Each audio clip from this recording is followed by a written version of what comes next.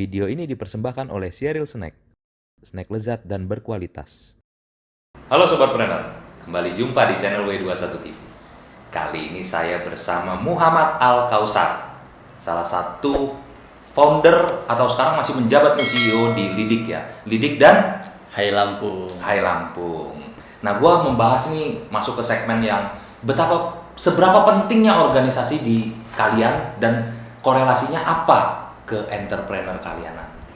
Orang di sebelah saya ini beliau ini yang expert yang akan mengajarkan kita semua. Bro, tadi kan gue udah perkenalkan nama lu. Sekarang lu perkenalkan lebih detail lagi. Apa kegiatan lu? Siapa nama lu?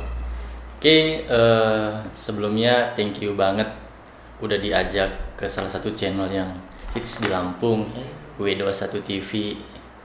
Jangan lupa subscribe ya. Ada bakat jadi YouTuber? Terus yang pertama perkenalan dulu. Nama gua Muhammad Al-Kausar. Gua salah satu founder dari lidik.id dan Hai Lampung. Jadi lidik.id ini adalah salah satu media online yang dirintis oleh teman-teman IT, khususnya di salah satu perguruan tinggi di swasta di Lampung. Sebenarnya basically-nya kita mau hadir itu kita mau memberikan informasi yang valid dan qualified gitu. Lidik itu sebenarnya dari bahasa salah satu institusi penegak hukum. Oke, apa itu? Lidik itu dia harus menelusuri satu peristiwa sampai ke akar-akarnya gitu loh. Selidiki ya? Selidiki, bener. So far gue pengen tahu soal lidik lu ini. Apa sih yang lu hadirkan? Sementara kita tahu kan media banyak yang hoax nih. Apa yang program yang lu tawarkan di lidik ini? Yang pertama, kita akan memberitahukan dan menginformasikan satu informasi itu dari sumber yang jelas. Kredibel ya? Kredibilitasnya harus sesuai. Karena kita punya SOP tadi.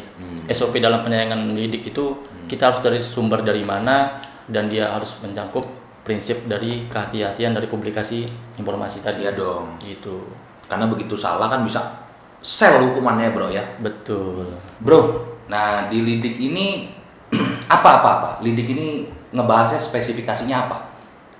Jadi lidik ini kita buat dan kita bentuk media online yang lebih trust, kredibel dan lebih akurat sebenarnya. Nah, itu susunannya secara SOP lidik.id itu sendiri kita harus mendapatkan sumber yang valid. Siapakah memberi statement dan untuk apa statement itu kira-kira ada nggak sih keuntungannya buat masyarakat buat untuk dipublikasi gitu sih. Dan kira-kira nggak bakal ada nih ya informasi di masyarakat yang hoax dari lidik sih ya? Pasti, saya pastikan tidak ada. Oke.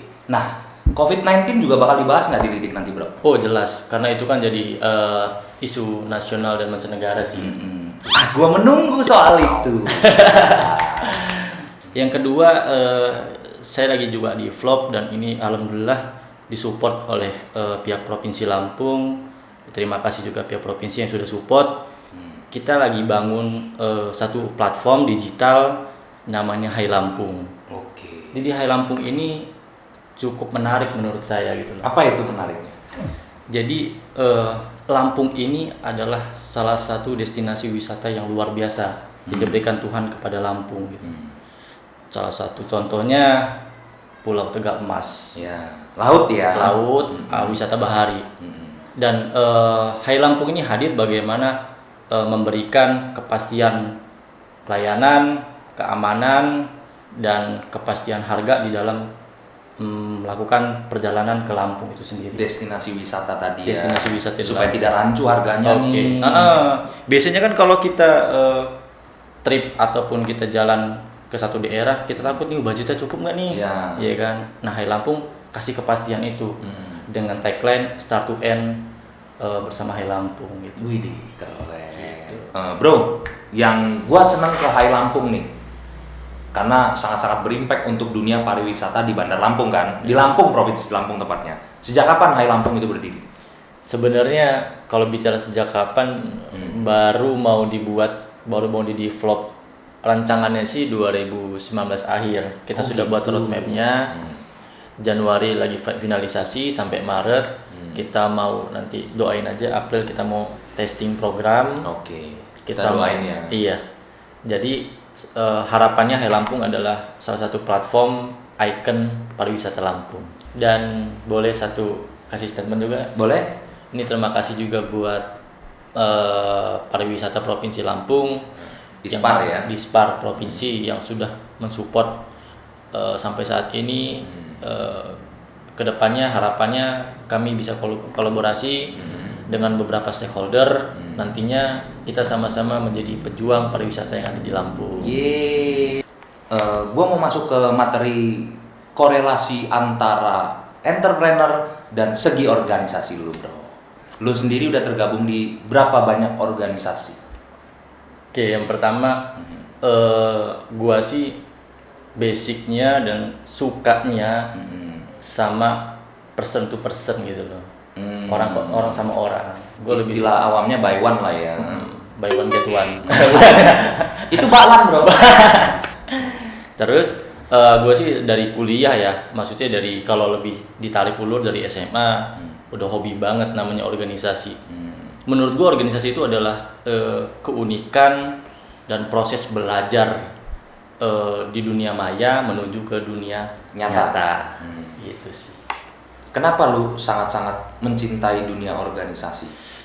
Karena menurut gue organisasi itu adalah satu proses yang menyiapkan individu untuk siap berproses dan berrealita di dunia nyata sebenarnya. Seberapa penting organisasi untuk hubungan lo menjadi entrepreneur yang sukses? Oke, pertama sih gua maunya berorganisasi itu pasti ada punya visi dan misi sih. Iya dong. Kalau gua sendiri nggak mau menutup kemungkinan dan nggak mau berbohong juga ya sebenarnya. Organisasi itu adalah jembatan relasi. Oh, iya. Gitu.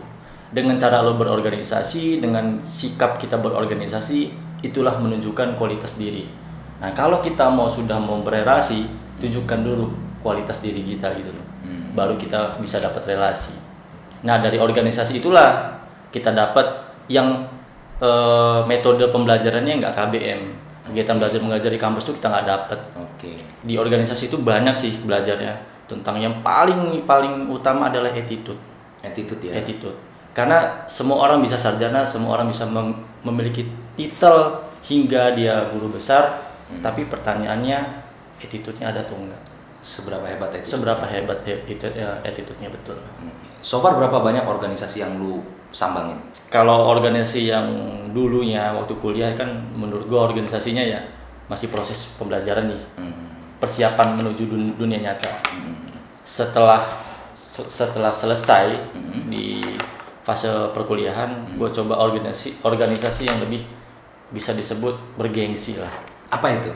Salah satunya itu adalah Perhumas. Wih, apa itu Perhumas? Lu bisa ceritain nggak? Perhumas ini memang satu organisasi yang menurut gue asik dan orangnya kredibel serta mempunyai qualified individu yang luar biasa.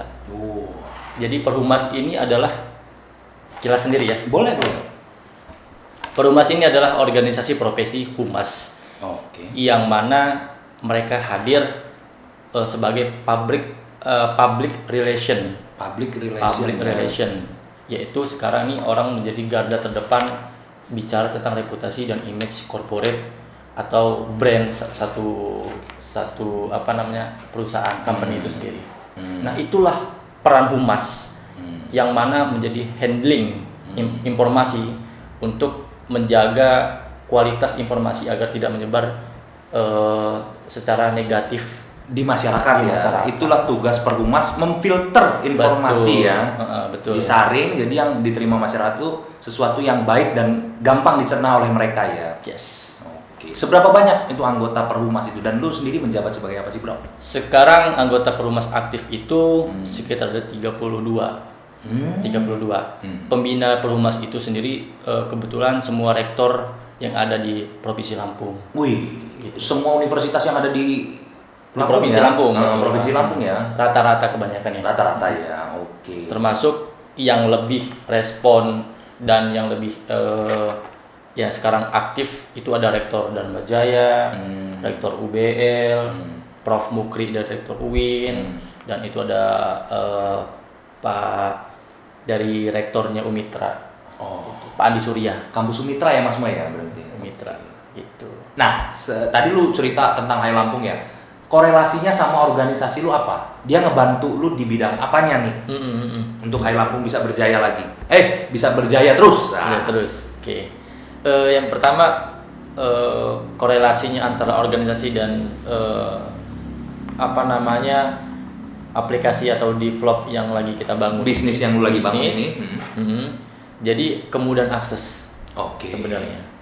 Jadi dari Perhumas itu sendiri kita diberikan akses eksklusif lah kepada stakeholder untuk lebih ke bangun bahu membahu, Berjibaku lah ya. berjibaku sebenarnya. Oke. Bahu membahu untuk keterkaitan antara ini ada wisata bahari, ini ada wisata lokal dan lain-lain. Nah, dari Perhumas itu kita diberikan kemudahan akses untuk komunikasi kepada owner dan stakeholder lainnya sih. Nah, impact-nya ke masyarakat apa itu dari Perhumas itu? Lu bisa war-warnya lebih gampang kah? Kalau di situ ada banyak yang biasa di bagian Perhumas nih. Maksudnya impact-nya lebih dapat nggak dari lu di Perhumas itu? Sebenarnya lebih ke kalau humas itu lebih ke bagaimana cara berkomunikasi sih. Oke. Gitu. Ketika kita melakukan satu presentasi project, itulah Perhumas hadir di situ. Dia lebih kalau kita lebih simpelnya door to door barbar. Tapi kalau di Perhumas punya strategi komunikasi. Gak bisa barbar terus ya. Nggak bisa. Nah, strategi itu yang nanti lu pakai, lu terapin ke Hai Lampung. Ke Hai Lampung. Wah. Gitu. Kita doain semoga semuanya lancar ya Mas Maya. Amin. Nah, lu begitu cinta sama organisasi, seberapa penting organisasi itu buat diri lu? Menurut gua penting banget. Ini ada cerita sedikit sih sebenarnya, pengalaman ya Mbak Histo. Banyak juga nggak apa-apa. Yang pertama buat teman-teman sobat trainer dari organisasi, menurut gua kita diberikan kemudahan akses untuk melakukan baik promosi, baik komunikasi ataupun hal lainnya gitu. Karena pada prinsipnya organisasi adalah suatu proses pendewasaan diri, yaitu bagaimana kita menciptakan satu komunikasi yang baik untuk tercapainya satu tujuan. Kalau kita menjadi entrepreneur tanpa organisasi pun nggak salah sebenarnya. Nggak salah. Tapi akan lebih baik. Akan lebih baik dan akan lebih mudah ketika kita mempunyai relasi yang kira-kira berkesinambungan. Berkesinambungan dengan usaha kita. Iya benar sih bro. Itu sih sebenarnya. Dan sebenarnya organisasi itu nggak ada ruginya. Ini menurut gua sih.